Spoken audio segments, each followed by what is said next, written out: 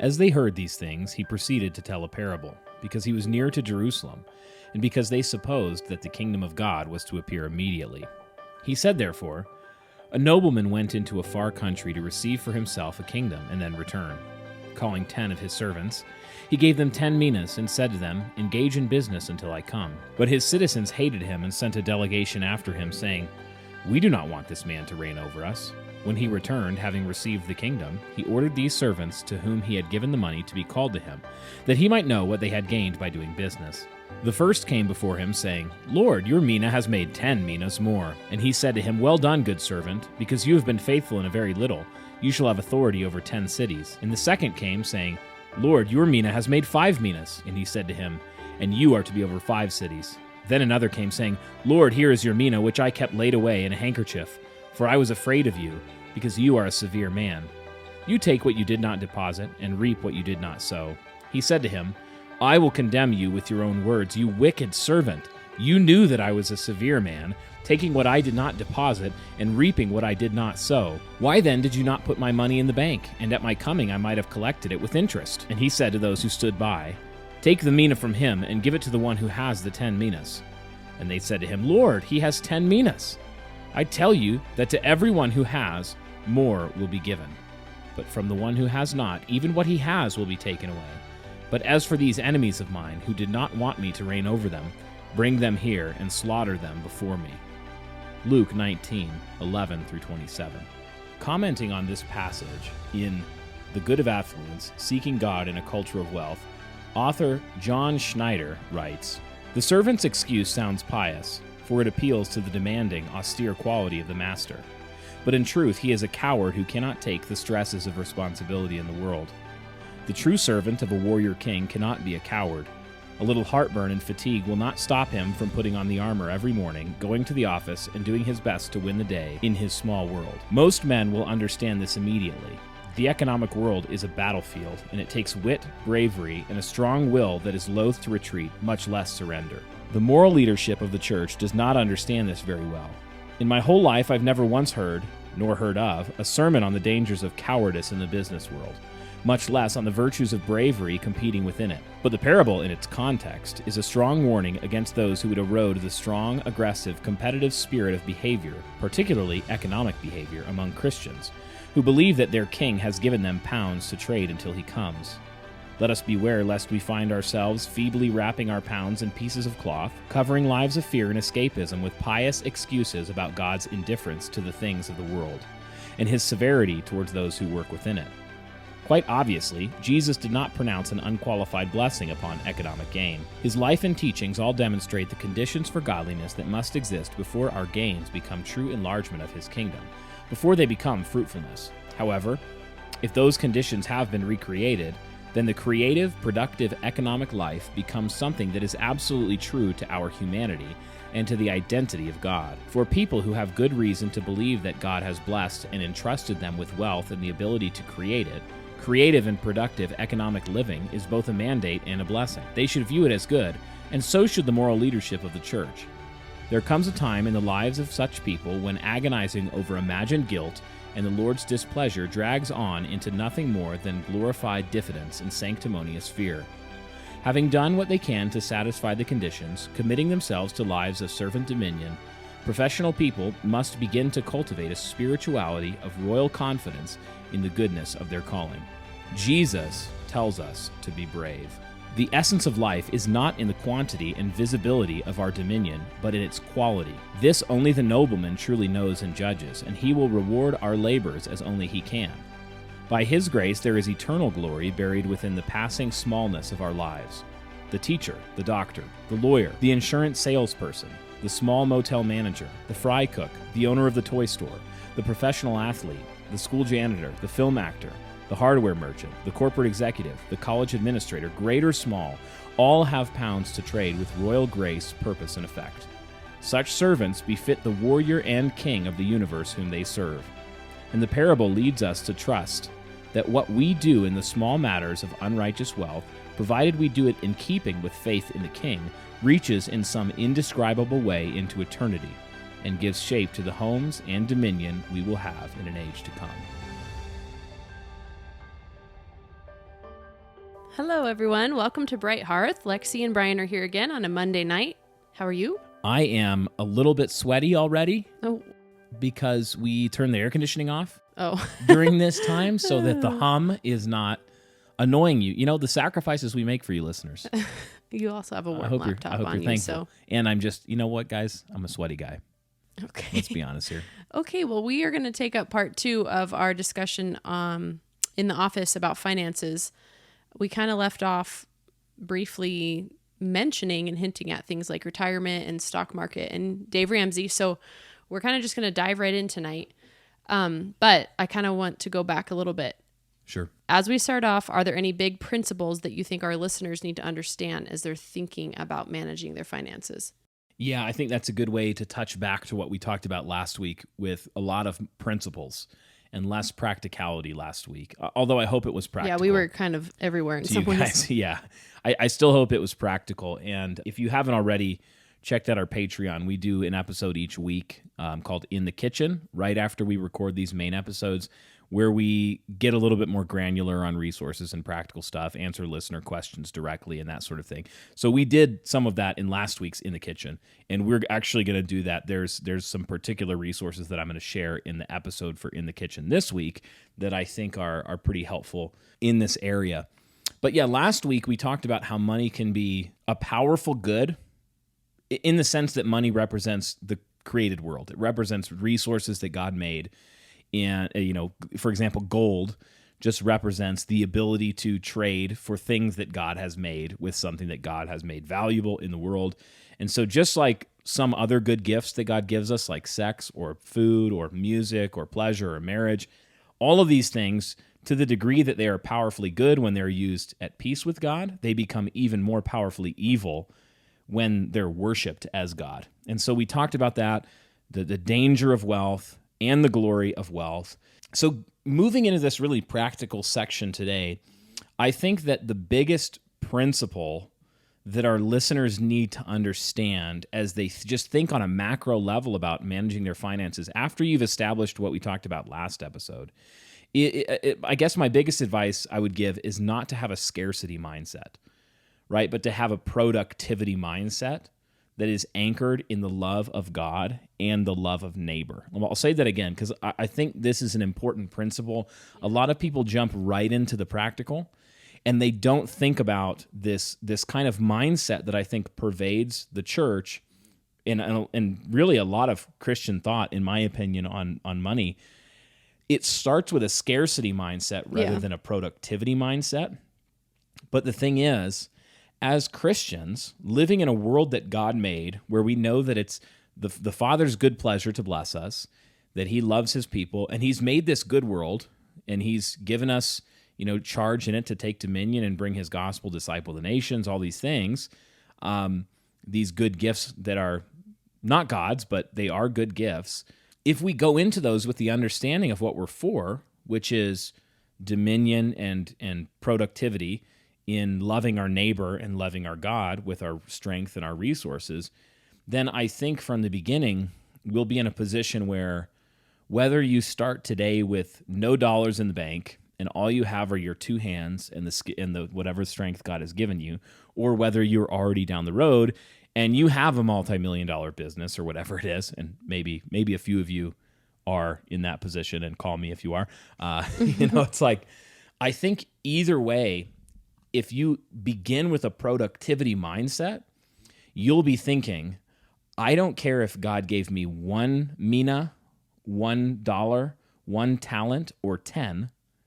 I'm going to take that 1 talent or 10, and I'm going to, with all of my might, attempt to turn a profit on it, be productive with it, and do that not to serve my own Babel and build my own kingdom, but to love my children, my wife, my church, my neighbor, to be productive in the world that God has given me so that I can serve and love other people, leave an inheritance to my children, carve out a foothold in my place for the sake of the gospel and for the sake of the love of my neighbors there, and to be productive. Can you give an example of what a scarcity mindset person might be saying? Yes. Because I think a lot of the time they don't realize what they're doing.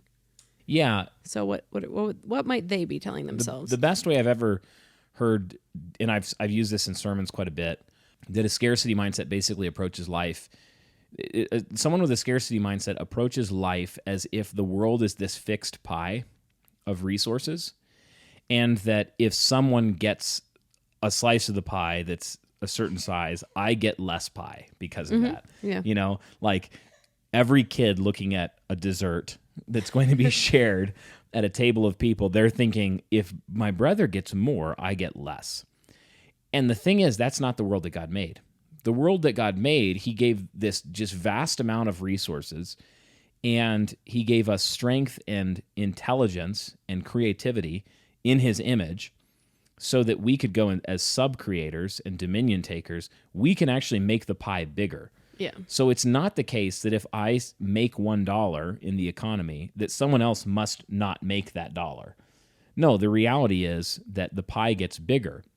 So I think a lot of people start, they look at their budget and they say, I make $18,000 a year and I want to have kids. And, maybe you have kids and you're struggling, and they think, okay, what I need to do is figure out how to make this $18,000 do everything I needed to do. And you do need to start there, obviously. We'll get to that.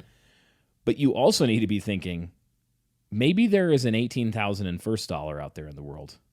Like maybe there's actually another dollar I can find. So do you mean scarcity might be thinking in terms of stretching, whereas productivity might be thinking in terms of growing? Yeah, productivity is thinking in terms of multiplying, growing, using all of your strength and creativity that God has given you. And I don't mean this, I want to be clear.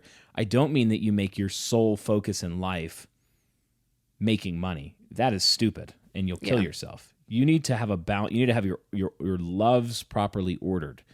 But one of the ways that God commands us to properly order our loves is to provide for our people, to work heartily, and to be the kind of people who would be economically productive. Yeah.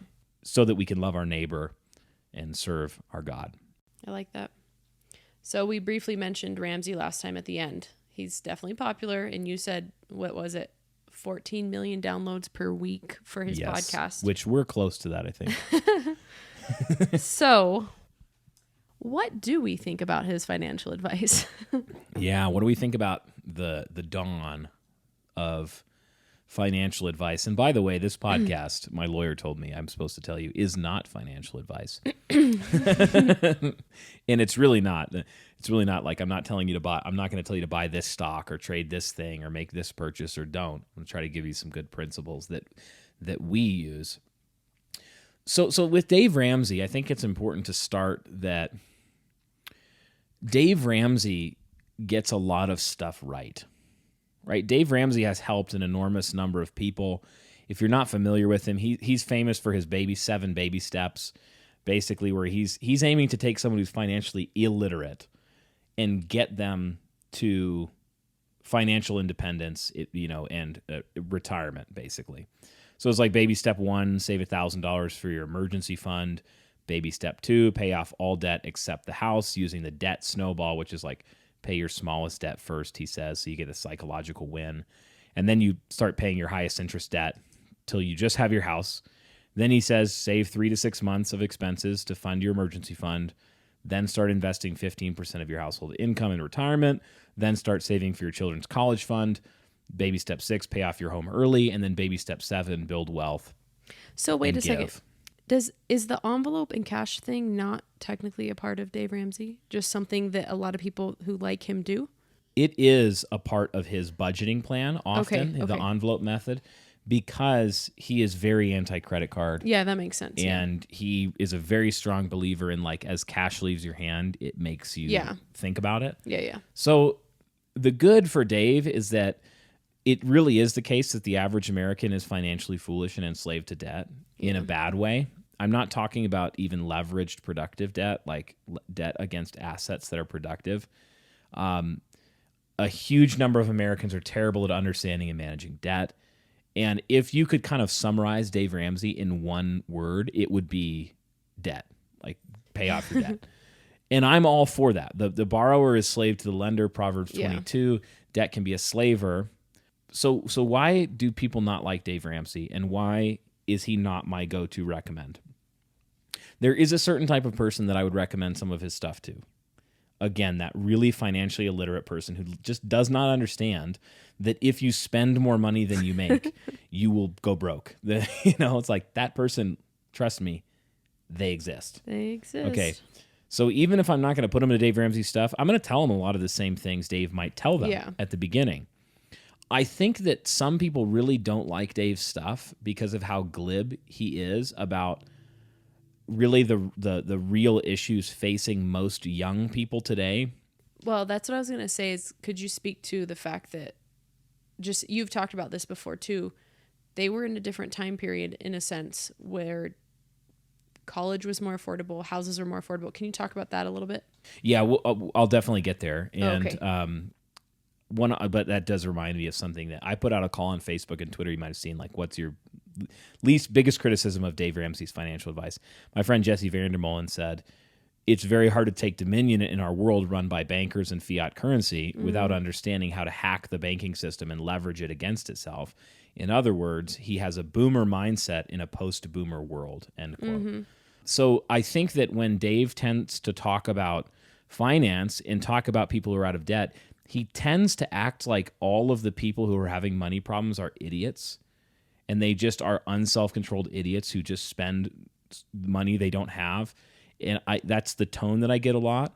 And he doesn't often, or at least in what I've heard, and I've read his books a while ago. I read his books. I've listened to some of his radio stuff. He doesn't often talk about the absolutely wicked machine of modern fiat finance, of inflationary government theft, of usury, and all of the rest of that. Nor does he give like alternatives for young, 19-year-old sons. Nor does he encourage husbands to maybe fathers to keep them under their roof and to help them more. Yeah, he's like, if I could describe Dave Ramsey, he's like the platonic ideal of a baby boomer.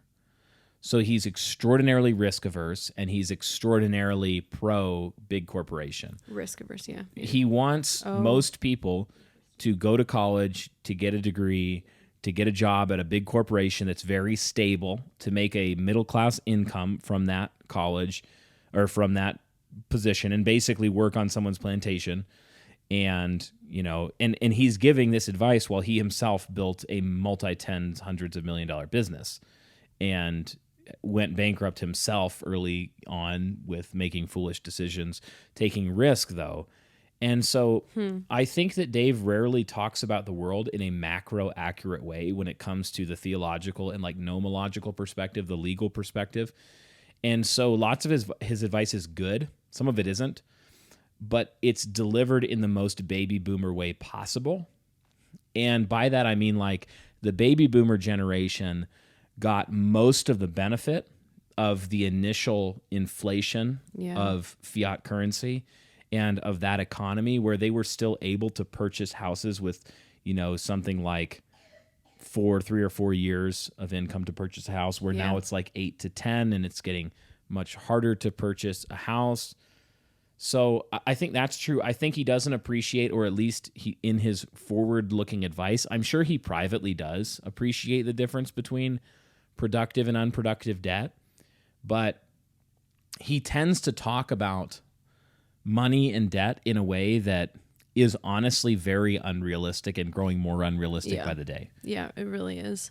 In one example, maybe that would be helpful, is just a housing example. I think Dave's general advice, and you can correct me, listeners, if I'm wrong, I think what Dave says is that you should put, it's either 20 or 25% down to buy a house, and you shouldn't buy that house unless you can afford the 15-year loan, which means your monthly payment's going to be higher. Of course, you're going to spend less money on interest over that period and get a lower rate, but that's his general advice. Now, here's the problem with that. Let's say that you've taken his advice as an 18-year-old and worked 4 to 6 years on your degrees, and you've gotten your entry-level job, and you're making $60,000 a year out of college. Let's assume that your parents helped you even and you don't have college debt. So, like, you're in an ideal situation for Dave Ramsey. All right, so in my area, anything like a reasonable starter home is $400,000 minimum right now. Like, literally, the hovel next door to us, Like, we couldn't live in these homes. It should have been condemned. I helped the elderly lady who lived there before she passed away. I was in her home multiple times a week, just because she had dementia and she needed help and she was knocking on our door a lot. And she loved you. Lola, Lola. It was really sad. Yeah. Her house should have been condemned. I mean, it was like dug up, sitting on cinder blocks. I mean, it was terrible. It listed for $350,000. And I wouldn't move there with just no kids. Like, it was terrible. All right, so $400,000 minimum. 20% down payment, that's $80,000 down payment that Dave wants you to bring, at least. Gosh. Okay, assuming you make $60,000 a year, even if you can save 15% of your income per year towards a house payment, that's $9,000 a year. It would take you 9 years at that rate to save your $80,000 down payment. But guess what that $400,000 home is going to be selling for in 2031 in 9 years? I would guess, even factoring in a correction or a plateau or two, at least $650,000, probably much more than that. And even at $650,000, now your 20% down payment is 62% greater. It's now $130,000 down payment you need. And so you'll just never get there. Yeah. So to me, much better advice today is, as soon as you can buy a house in an area where you have a good church and you want to put down roots and get a foothold in the community, you buy a house, because your monthly cash flow on that house is probably going to be better than rent, and it will be fixed against inflation. So with rent, $2,000 a month rent payment in 5 years is going to be $2,800, but your $2,000 mortgage payment is going to be $2,000. So you're saying to buy a house as soon as you can, even if you don't have your ideal down payment that you would like to have, or your length of the loan you would like to have, right? Yes, okay. Exactly. And clarifying. It gets to Jesse's point about when you're taking dominion as a Christian in a world that's run by bankers and run by the Federal Reserve printing money and a fiat currency that is consistently inflating. Basically, every dollar you save today is going to be worth less and less every year. And so when you understand that system, you actually understand that debt that is fixed in time, like a 30-year mortgage, when I make our house payment today, let's just say, I'm not going to tell you our house payment because I don't know if that's awkward or something. Let's just say our house payment was $1,000, which is not, but let's just say it's $1,000 house payment today in 2021.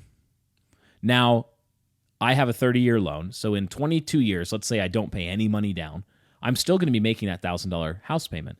But do you know how much buying power $1,000 will have in 20 years?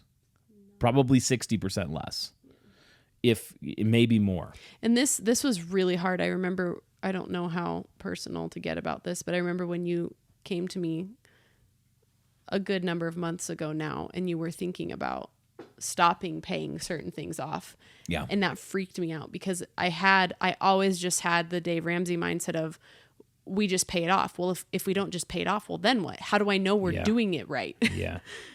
We were aggressively paying our house down. I had a 15-year mortgage and I was paying an additional amount every month. Our plan was to be out of house debt in 7 years and to just be completely debt free. But no matter how I ran the math, putting those dollars to work, always the math came out better. Yeah. Especially given the fixed cost of the house against inflation. So Dave is extremely risk averse. And I think his presupposition is that, well, if these idiots don't put that $1,000 a month extra towards their house, they're going to spend it on Starbucks. And guys, the last time I went to Starbucks, it was because I had 2 gift cards in my wallet. And Lexi can tell you, I got a coffee and then I turned out my gift cards combined had like 86 cents on it. And then I was like, people are paying this much for coffee? It was stupid. Anyway, I think that's one of the things that's going through his mind. I could see that. So summing it up, like high level, I think Dave is great on get out of debt. I think he's great on people who have no financial literacy. I had several people comment on my posts who said, we got out of $70,000 of debt in 2 years. That's awesome. I was a broke 19-year-old and now I'm a multimillionaire in my 30s. That's like, cool. Great. And I'm not trying to knock those people or start a war with Dave Ramsey. No. But you do have to understand the way, and we'll talk about this more. You have to, if you're going to live wisely in the real world that we live in, you will just have to understand fiat finance, and you'll have to understand the world of fake money. Can you define fiat money for us? Yeah, You've mentioned it a few times. So. Fiat money is basically, it just means that the value of the currency is derived by fiat, by declaration. So it's like a government issues money, and instead of that money representing something like a certain amount of gold or land or an asset, it's just backed by the full faith and trust of the U.S. government, saying that we all agree that this equals this amount. Yeah. Okay. Originally, paper money was not bad because it was like you'd go to a bank, you'd put your gold in a bank, and they would give you certificates that represented the gold in the bank. And so you could trade in the world without having your gold, in your pocket all the time. But eventually, banks started going to what was called a reserve, fractional reserve, where they would lend out, let's say 100 notes for every 10 equivalent pieces of gold, until eventually we lost all backing whatsoever, and it was just by fiat. So they said it's worth something, therefore it is. Okay, so how should we be thinking about living in a world where money is kind of like fake like that? It's imagination. One of the things you have to understand about fiat currency is that there has never been an example of fiat currency that did not ultimately go into hyperinflation and altogether fail. There have been zero examples historically, and there have been many examples of fiat currencies that blew up on whether immediately or over decades or even a longer time horizon. So you should just understand that fiat currency, money printing by the U.S. government, is ultimately going to blow up the economy. It's ultimately, guaranteed. It's just math. It's the rules of reality. You could read a book called, I think it's called The Creature from Jekyll Island, and you don't necessarily have to agree with every conclusion that the author makes in the book, but he'll give you a really good insight into the history of fiat currency and in America, how it works, and basically what our problems are going to be. Look at right now. Our inflation is, probably at least 20% really year over year, and it's because the U.S. government printed a huge percentage of our money supply out of nowhere in the last 24 months. Which is why it's really hard to answer the question, like, how do you make the most frugal money decision all the time? It's just like, that's part of why it shouldn't be your number one. Yeah, the only way you beat a system of fiat inflation and inflationary spending is really there. And there's fundamentally, I think, two directions that you go. You own appreciating assets, ownership in businesses. That's what the stock market is. Appreciating assets, precious metals can do this. There's a case to be made for Bitcoin and maybe we'll do a whole thing. I'm sure a lot of people have questions about Bitcoin. Yeah, they do. I get them on Instagram. I'm a fan of truly decentralized finance and especially Bitcoin, but really that is a different conversation. So appreciating assets and then productivity. Like if you own an appreciating asset like land, interest in a business, but also you marry that to productivity, meaning if you meet the needs of human beings in the world, so if you come up with a solution to a problem that people have, or you feed people, or you fix their houses, or you cut their hair, or you provide, you just it's loving your neighbor. Like you do. Yeah. Do you want your hair cut? Well, then you want somebody out there who knows how to do that, right? So if you do those two things with creativity and passion and zeal, with whatever reason, whether you're an 80 IQ or 150 IQ, whatever God gave you, if you just go do that, then you will do well. And you'll do well. It could be the case that the economy collapses and everybody dies and whatever. I'm not going to tell you to prep 6 months of food supplies and, get ready for the apocalypse. But in most situations, whether the economy is in decline or growing, health or unhealth, if you do those two things as a Christian, in faith in God, being generous with your things, using a generous measure, and loving people, I'm convinced that most of the time it will go well with you. That book, Anti-Fragile, helped me think through this a little bit. I'm sure most people have read that, but if you haven't, it's definitely worth it. Nassim Taleb has some books. He's really a terrible person, especially on Twitter. He's full on the virus which shall not be named, pokes and jabs, whatever. He's just a terrible person. But he has this book. Is it called Anti-Fragile? Yeah. that he talks a lot about economic systems and things like that. How to build things that actually thrive in adversity. Yeah, instead of crumbling. Yeah. Okay. So what resources have you found most helpful then in navigating things like the stock market? Yeah, to understand the stock market and investing, because again, I said that one of the big legs of this is productive assets. You need to figure out a way to find, to whether it's through increasing your income or finding margin and frugality and careful living, to find margin in your month to set aside money and not to just put it in a bank and get no interest, but to start buying productive assets to buy productive assets basically.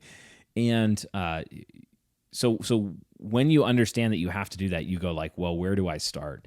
And I'll give you, this might be frustrating, I think, to some people, because most people want me to say, like, invest in this, don't invest in this, buy this mutual fund, buy this ETF, buy this stock, buy this cryptocurrency, or buy Bitcoin, buy whatever. And I do have opinions on some of that, but I think I have more helpful advice in just telling you that you need to find people in your local church who are doing well at this somehow. Some of them, you might find some real estate guys in your church who are like just crushing it at buying and holding real estate, and just ask them for their time.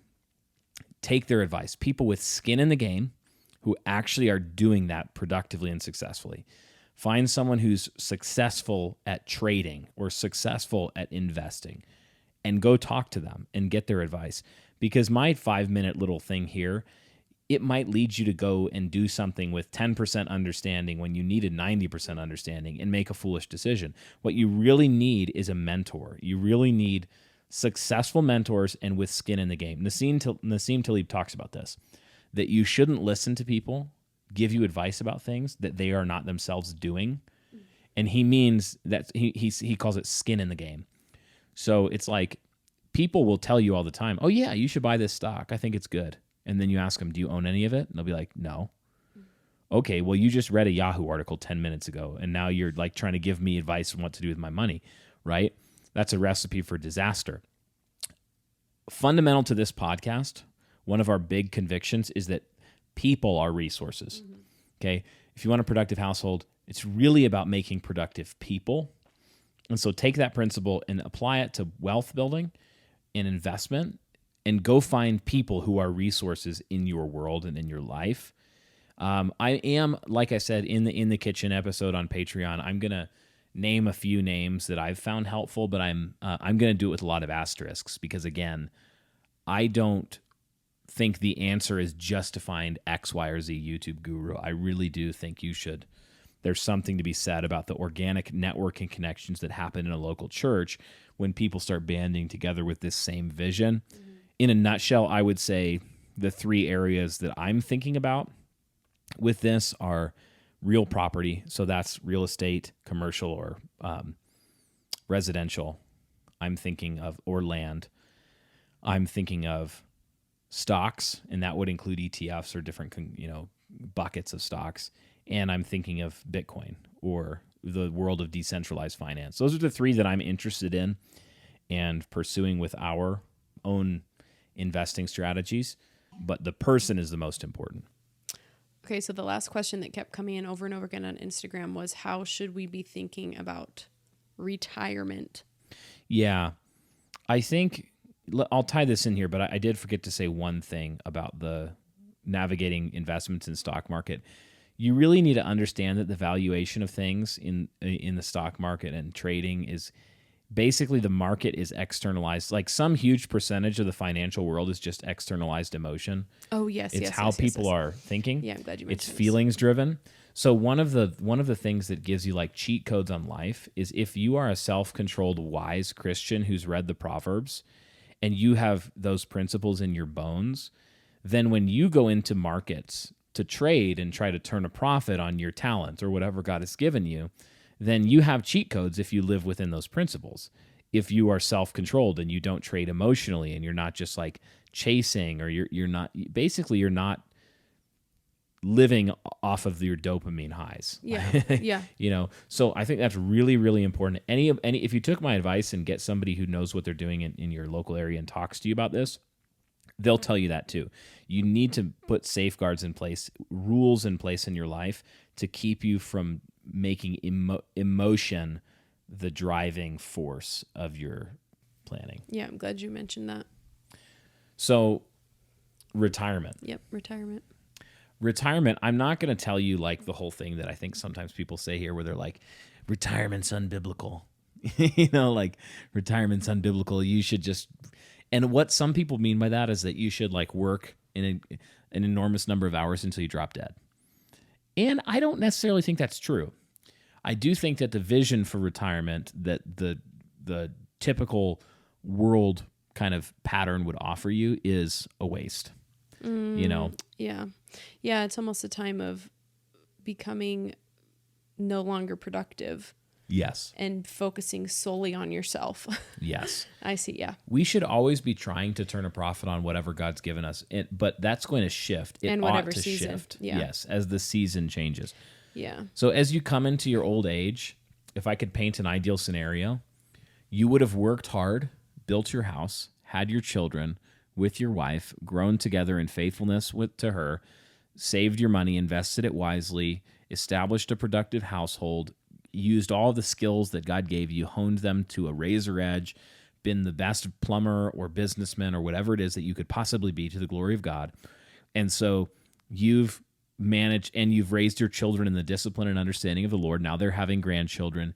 You're now pouring into that later generation. And as you come into the end of your life, you're able to move from that I work month to month, hopefully long before this, where every dollar I need to buy food and pay my bills that month, I earn that month, to a system where you've increasingly moved to where you own productive assets that will pay you while you sleep.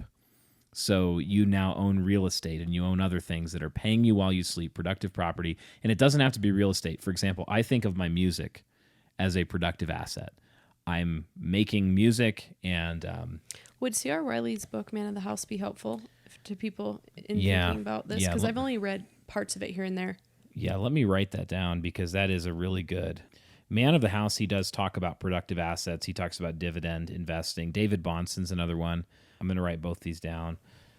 I think, too, it's important, not to bank on this, but honestly, back in the day before we had, official 401ks, we had lots of grandkids and kids that we were banking on.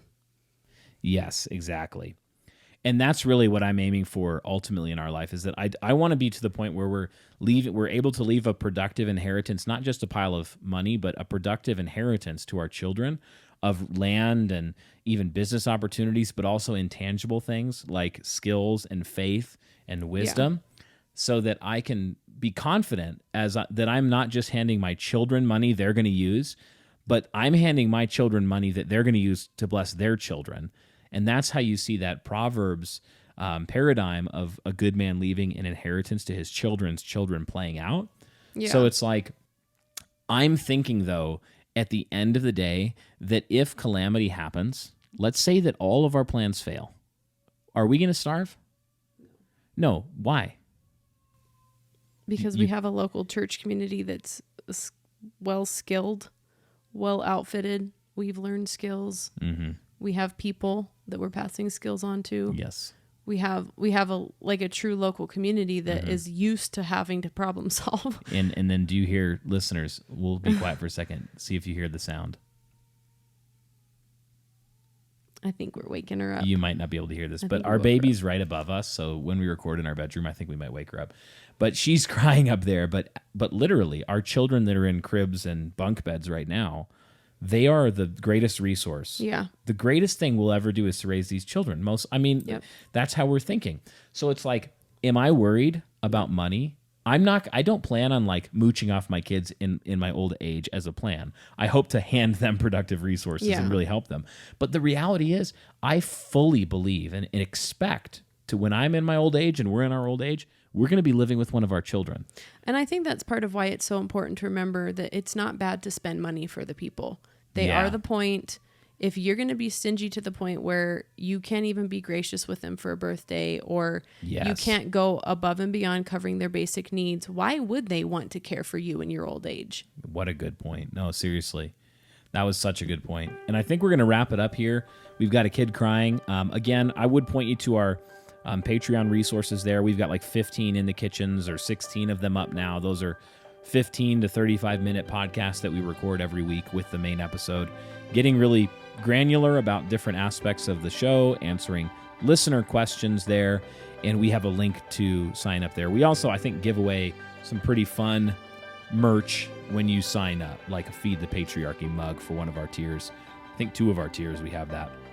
So check that out, and we'll give you some more detailed conversation and answer some of our patron questions on this topic, actually, in the episode that we're going to record in just a moment here.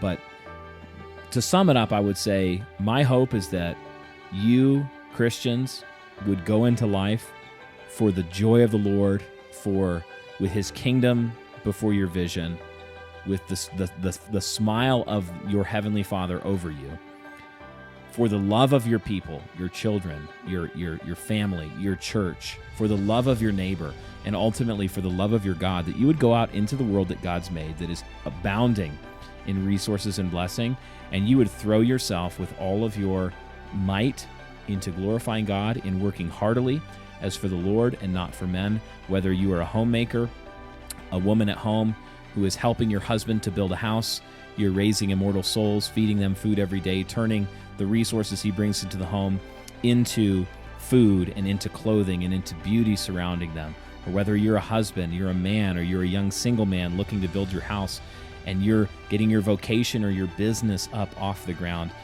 Friends, the Lord be with you, the Lord bless you, and may he find us diligently working with our hands, whatever he's put our hands to work to, and may your plow drive deep furrows in good soil.